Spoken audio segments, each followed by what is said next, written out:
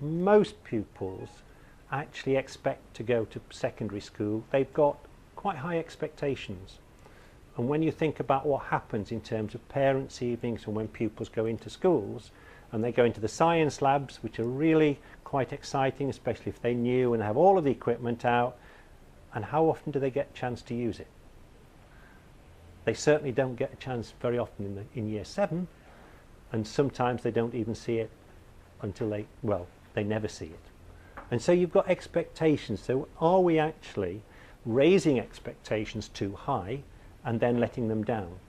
And I was struck by a piece which Ian Abrahams did as part of his practical activity study, and I think there's an article in SSR that he did this, where he asked pupils in year 6 what they expected when they got into year 7 in secondary school, and he asked in terms of science and history. Science, the expectations were you get to use all of this equipment and flashbangs and all of that sort of thing. And then of course when they got there, what did they end up doing? A lot of writing. So they felt let down. The kids doing history, what did they expect? Oh, we expect to do lots of writing and stuff. And when they got to secondary school, they did lots of writing, but they did some other things as well. So they were actually quite enthused. So the expectation setting sometimes we get wrong, I think. But more fundamental than that, and that's the sort of tagline on the talk tonight, is I wonder whether we've actually got a different culture in terms of what we mean, not just by teaching and learning, but also about science itself.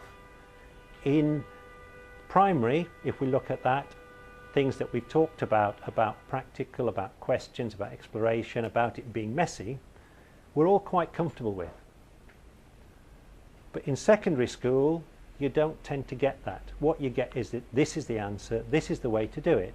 So in a very simplistic way, you actually have a movement coming up, which I would characterize as developmental, genuinely investigative, etc., comes to the age of 11, whereas in secondary school, we have got a curriculum and a syllabus of things that need to be poured in, and it's quite dogmatic, and it comes down, so actually at transition, we get this crunch.